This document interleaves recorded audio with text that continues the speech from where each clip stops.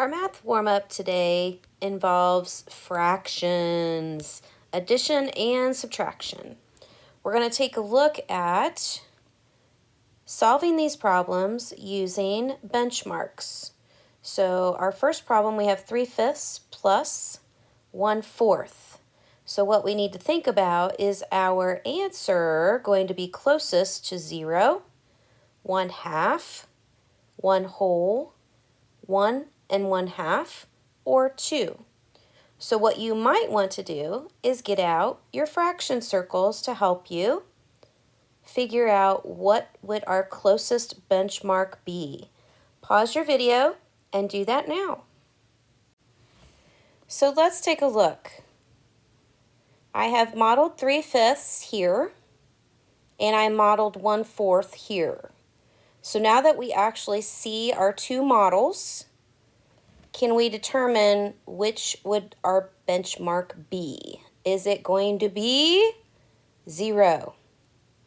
No. Is it going to be 1/2? No. Is it going to be 1? 1 and 1/2 or 2? And the winner is 1 would be the closest. Let's take a look at our second problem. We have 3/8 plus 1 2/3. Pause your video, get out your fraction circles. Okay, so now I have modeled 3/8 here, and I've modeled 1 whole and 2/3. So let's take a look. Is it closest to 0? Definitely not. 1/2? Definitely bigger than that. 1 whole? Definitely bigger than that. 1 and 1/2? Nope. 2? Ding, ding, ding, ding, ding. That would be our most likely choice. And let's take a look at our next one. We have 3/4 minus 2/10 this time. So we're going to do subtraction. So go ahead, get out your fraction circles, model that problem, pause your video. Okay, let's have a look. We have 3/4 modeled here, and we are subtracting 2/10. So is our benchmark answer closest to 0? 1/2, 1, 1 and 1/2, or 2? So as I take a look at this particular model and we're subtracting this much, which is close to one of these sections, the most logical answer would be 1/2. How'd you do? Okay, let's move on down to our last one. We have 1/9 plus 1/10. So again, we don't have a fraction circle that has 1/9. So we're going to have to take our best guess for that one. But you can pull out your 10th. So let's do that now.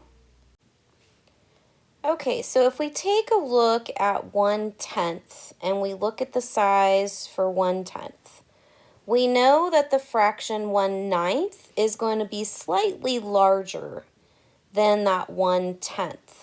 So if we look up here to our benchmarks, is it going to be closest to 0 or 1/2? Because we know it's definitely not close to 1 whole or any of the other options. So looking up there, now remember we're thinking closest to.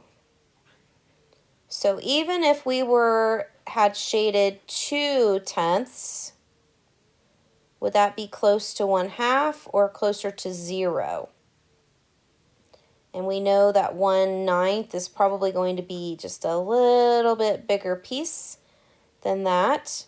It's not really close to 1/2. So we're probably going to have to pick 0 as our closest benchmark for that one.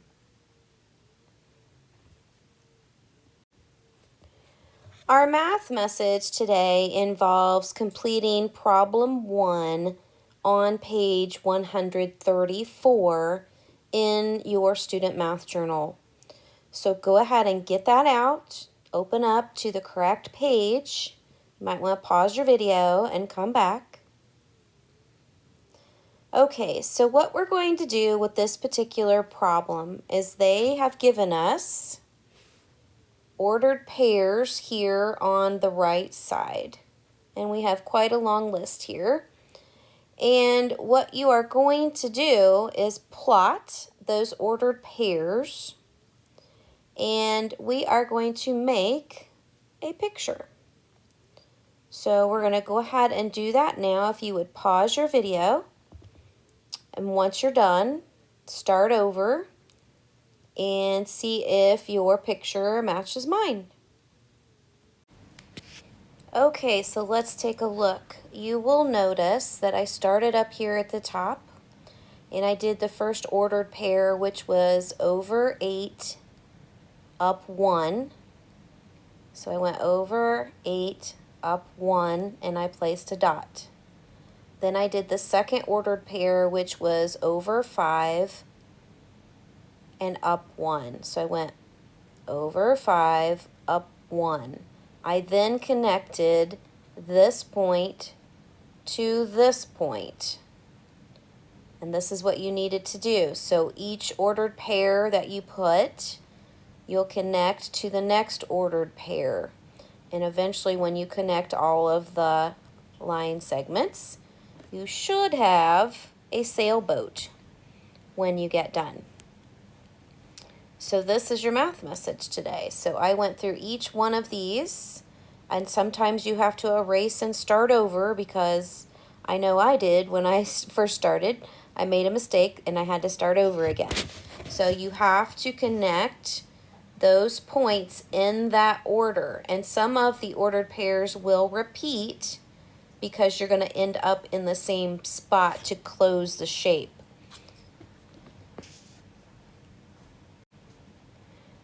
Our lesson today is solving problems on coordinate grids. So let's take a look. Why are we using coordinate grids to solve problems? Well, oftentimes we have data sets that we need to figure out what the trend is, or what the data is doing in a particular set of data points.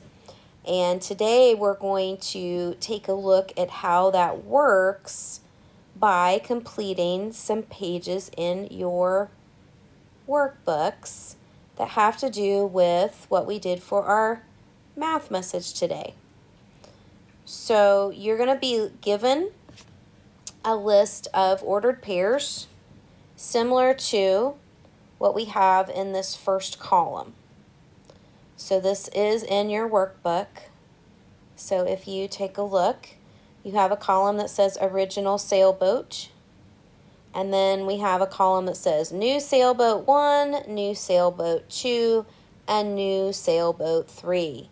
Under each one of these sailboats, we have a rule. And it's going to tell us to do something to the original ordered pair. So we're going to take a look at how they did some of these, and then you are going to plot the ordered pairs to form different pictures. So if we take a look at the first set of ordered pairs, we have 8, 1. So for rule 1 for the new sailboat, it says double each number of the original pair. So notice my first number here was 8. If I double 8, it gives me 16. And if I go back to 1, I'm going to double it, and it's going to give me 2. So we're going to do that for that whole column, and you're going to work with me to plug in the rest of these numbers in your workbook. So if we look at the original ordered pair here, we have 5, 1. We're going to double 5 which gives us 10, and we're going to double 1, which gives us 2. We're going to work our way down. We have 5 comma 7. We're going to double 5, which gives us 10. We're going to double 7, which gives us 14. So now comes the part where you're going to start to fill some of this in. So if my original ordered pair is 1 comma 2, I'm going to double each one of those numbers. So if I double 1, it's going to be 2. And if I double 2, it's going to be 4. And then we're going to work our way to the next row. My pair is 5 comma 1. So I'm going to double 5, which gives me 10. And I'm going to double 1, which gives me 2. Okay, so that's what you're going to do in that column. Next, we're going to take a look at the second sailboat, new sailboat 2. And this rule is going to have us double the first number of the original pair, leave the second number the same. Okay, so notice what they did here with 8 and 1. They doubled the 8, which was 16. They left 1 alone. With 5 and 1, they doubled the 5, got 10, left 1 alone. Third one, we doubled the 5, we left 7 alone.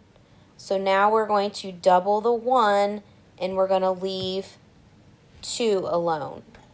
So we're going to have 2 and 2. And then when we look at 5 and 1, we're going to double the 5, and we're going to leave the 1 alone. Okay? All right, so that is what you're going to do in that column. Now our last column, if we look at the rule, we're going to double the second number of the original pair, leave the first number the same. So notice that's what they did here. So our original pair was 8 comma 1. They're going to leave the 8 alone and double the second number. For 5 and 1, we're going to leave the 5 alone, but double the second number. And 5 and 7, we're going to leave 5 alone and double the second number. So let's go ahead and finish the other 2 that we have in that column. So we're going to leave 1 alone, and we're going to double the second number. And we're going to leave 5 alone, and we're going to double the second number. Okay, so what you will be doing is plotting these ordered pairs with the correct label in your workbook. So you'll have a grid that'll say new sailboat 1, you'll have one that says new sailboat 2, and new sailboat 3. And you will be making some comparisons between those sailboats based on how they look and what did we do to them, what rule did we apply, and why do they look different, or do they? So let's take a look and let's plot the new sailboat. So if you will recall, we filled in on the other screen these numbers, so I'm going to go ahead and get those filled in real quick. Okay, so I have all of the numbers filled in on the left side. I doubled each digit in the original pair, and so what needs to happen now is we're going to plot those ordered pairs. So if you would, pause your video, make sure that you've got your ordered pairs correctly marked, written down, and I would like you to plot on your diagram and see how it turns out. Again, you're going to connect your points as you plot, so you need to make sure that as you work your way through, for example, looking at the first set, we have 16 and 2. So we're going to want to go over 16 and up 2. We're going to place a dot there, and then we're going to do the next pair, which is over 10, up 2. And then you're going to connect those 2 points. Then you'll work your way to the next one. So we're going to go over 10 up to 14. We're going to place a dot, and you're going to connect all the way to that point. And you're going to continue going down the rest of that column. So go ahead, pause the video, finish that up on your own, and come back to check when you're done. Okay, so let's have a look here. How does your sailboat compare to mine? Hopefully they're similar, and hopefully you connected your points as you went so that you ended up with the correct drawing. So, what are your thoughts? How do you make an object taller? So as you start to go through and complete each of your coordinate grid pictures, I want you to be thinking about, how do you make an object taller? How do you make it thinner? How do you make it shorter? And let me give you a clue. Think about the rules that you followed for each of those sailboats, what you did to the numbers, and how it changed the outcome. So let's summarize our lesson today. We learned that taking an original ordered pair and doubling the numbers changes the outcome on a coordinate grid. We also learned with each rule change, the diagram on the coordinate grid will change in height, width, or size in general. So it may be bigger or smaller. And if you haven't quite finished those pictures yet, you will find this out once you get them done. So stay tuned, because we will have a part 2. Bye for now.